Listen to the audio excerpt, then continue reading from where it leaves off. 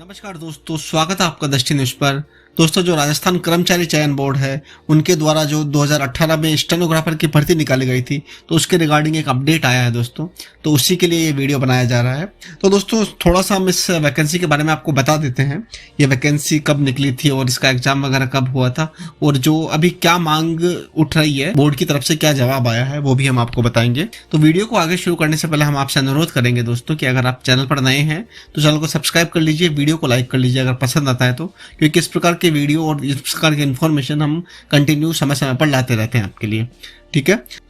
तो दोस्तों, अब हम थोड़ा सा इस भर्ती के बारे में आपको बताते हैं।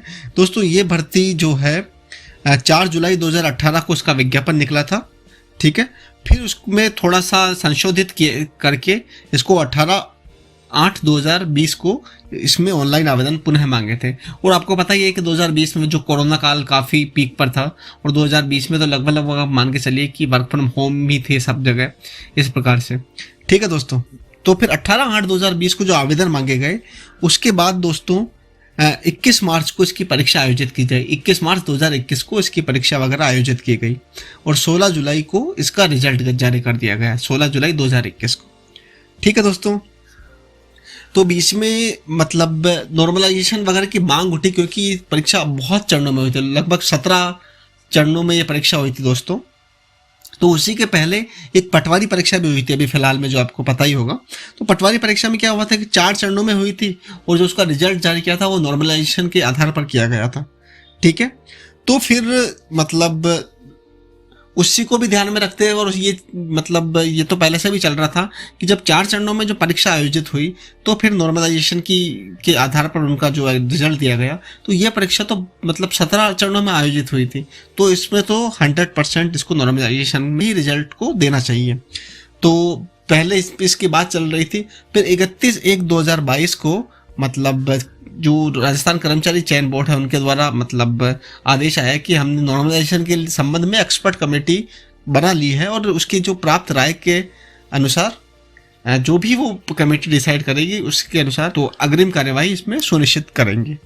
ठीक है। गुरुवार को दोस्तों इसके रिगार्डिंग मुख्यमंत्री अशोक गहलोत साहब को इसमें जो ज्ञापन सौंपा गया है, जिसके अंतर्गत नॉर्मलाइजेशन की मांग हो रही है, और उनको यही मतलब बताया जा रहा है कि पटवारी में भी 4 चरणों में हुई थी, तो इसमें नॉर्मलाइजेशन के आधार पर मतलब रिजल्ट दिया गया था। तो इसमें तो काफ़ी चरणों में हुई है, उसको भी नॉर्मलाइजेशन के आधार पर इसमें दिया जाना चाहिए। बोर्ड ने वही बताया कि एक्सपर्ट कमेटी इसकी जाँच कर रही है, और मतलब जब जो भी एक्सपर्ट कमेटी का जो निर्णय आएगा उसके ऊपर हम अग्रिम कार्यवाही करेंगे।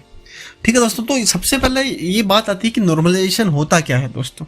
देखिए, नॉर्मलाइजेशन के लिए दोस्तों एक फॉर्मूला होता है, जिसके अंतर्गत मतलब एक पर्टिकुलर उसको प्लस माइनस करके, ऐसे एक फॉर्मूले के बारे में हम एक अगले वीडियो में चर्चा करेंगे। दूसरा वीडियो इसके लिए अलग से बनाएंगे, नॉर्मलाइजेशन एग्जैक्टली होता कैसे और इसमें नंबर कैसे निकाले जाते हैं। लेकिन जैसे आम भाषा में अगर समझाएं हम आपको, तो देखिए दोस्तों कि मान लीजिए कि जैसे IAS की परीक्षा होती है, RAS की परीक्षा होती है, वो तो एक बार में ही और एक समय पर पूरे इंडिया में हो जाती है IAS की, एक समय पर पूरे राजस्थान में हो जाती है RAS की। ठीक है। जैसे 12 से 2 का टाइम रहता है, तो हर जगह 12 से 2 में वो कंप्लीट हो जाती है। लेकिन इसमें मान लीजिए कि बहुत सारे लोगों ने ये भरा है। ठीक है। मान लीजिए 40 लाख लोग आ गए। ठीक है। सब सेंटर्स को मिला के 10 लाख की ही व्यवस्था है। तो 40 लाख लोगों के लिए क्या किया जाएगा, 4 अलग अलग चरणों में। जैसे 12 तारीख को मान लो एग्जाम देना है, तो 12 तारीख को फर्स्ट 10 से 12 10 लाख लोगों को एग्जाम करा दिया पूरे राजस्थान में, और 12 तारीख को शाम को 3 से 5 10 लाख लोगों को एग्जाम करा दिया। उसके बाद नेक्स्ट डे 10 लाख लोगों का एक सुबह की पारी में और शाम की पारी में। तो ये 4 चरण में अलग अलग परीक्षा हो गई। ठीक है। और मान लीजिए रिजल्ट भी आ गया। ठीक है। लेकिन अब जैसे मान लीजिए एक मेरिट गई है 65 पर, एक बंदे के आए हैं 60 नंबर। ठीक है। अब और उसका जो वो उसने तीसरे चरण में परीक्षा दी, मतलब नेक्स्ट डे जो सुबह वाली शिफ्ट में। लेकिन उसने जो पहला शिफ्ट का पेपर देखा या उसने एनालिसिस किया, तो उसको लगा कि यार अगर मैं पहली शिफ्ट में होता, ठीक है, तो फिर मेरा सिलेक्शन हो सकता था इसमें। ठीक है। क्योंकि इसमें ज़्यादा हार्ड क्वेश्चन नहीं थे। तो दोस्तों, ऐसी ही चीज़ों को मैनेज करने के लिए नॉर्मलाइजेशन होता है, और इसका पूरा कैलकुलेशन होती है दोस्तों। ठीक है। कि मतलब पहली से इतना लेना है, 0.1% मतलब जो 0.1% नंबर लेके ऐसे इस प्रकार से कुछ एक पूरी कैलकुलेशन होती है, वो हम आपको बताएंगे। तो ये टोटल ये नॉर्मलाइजेशन का होता है। तो दोस्तों उसमें ये होता है कि जैसे थर्ड चरण का पेपर हार्ड आया था और फर्स्ट चरण का पेपर मतलब आसान आया था, तो उन दोनों को मर्ज करके सिंक करके एक फॉर्मूले के अनुसार निकाल देते हैं।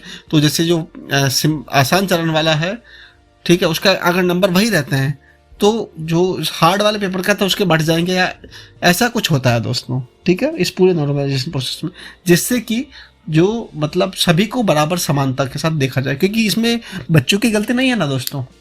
अब जैसे कि मान लीजिए मतलब लोग तो एक साथ ही देना चाहते थे एग्जाम, लेकिन वो तो सरकार की तरफ से उसमें एग्जाम कराने के लिए इतनी व्यवस्था ही नहीं थी इतने लोगों का एक साथ।